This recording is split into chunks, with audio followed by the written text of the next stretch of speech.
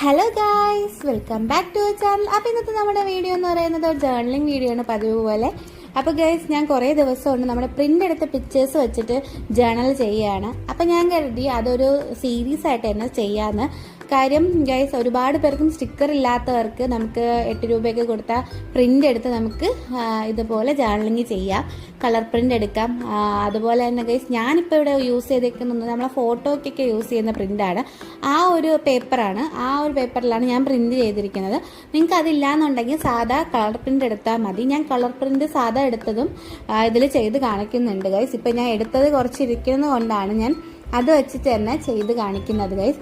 അപ്പോൾ എല്ലാവർക്കും budget friendly ആയിട്ട് ചെയ്യാൻ പറ്റുന്ന ഒരു ജേർണലിംഗ് ആണ്. കാര്യം നമുക്ക് പിൻട്രസ്റ്റിൽ നിന്ന് കുറച്ച് പിക്ചേഴ്സ് ഡൗൺലോഡ് ചെയ്തെടുത്ത് വെച്ചിരുന്നു കഴിഞ്ഞാൽ ഇതുപോലെ പ്രിൻ്റ് എടുത്ത് നമുക്ക് ജേർണലിംഗ് ചെയ്യാൻ പറ്റും ഗൈസ്. അതിന് വേണ്ടിയിട്ടാണ് ഞാൻ കരുതി അതൊരു ഒരു സീരീസ് ആയിട്ട് തന്നെ ചെയ്യാം. അതുപോലെ തന്നെ സ്റ്റിക്കറിൻ്റെ ജേർണലിംഗും കാണിക്കും ഗൈസ്. അത് വേറൊരു ഇതായിട്ട് ഞാൻ ചെയ്യാം.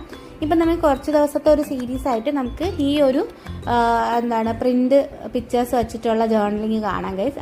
അപ്പോൾ ഗൈസ്, ഞാൻ ഇന്ന് ഇവിടെ എടുത്തേക്കുന്ന തീം എന്ന് പറഞ്ഞാൽ ഒരു ബ്രൗൺ കളർ അല്ലെങ്കിൽ ഒരു നമ്മുടെ ഒരു വിൻറ്റേജ് സ്റ്റൈലായിട്ടുള്ള ഒരു ജേർണലിംഗ് ആണ്.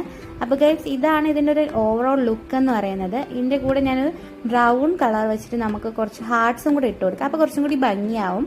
അപ്പോൾ ഗൈസ്, ഇതാണ് ഇന്നത്തെ വീഡിയോ എന്ന് പറയുന്നത്. എല്ലാവർക്കും ഇഷ്ടപ്പെട്ടെങ്കിൽ ലൈക്ക് ചെയ്യുക, ഷെയർ ചെയ്യുക, സബ്സ്ക്രൈബ് ചെയ്യുക. മറ്റൊരു വീഡിയോയിൽ കാണുന്നവരേക്കും ബൈ.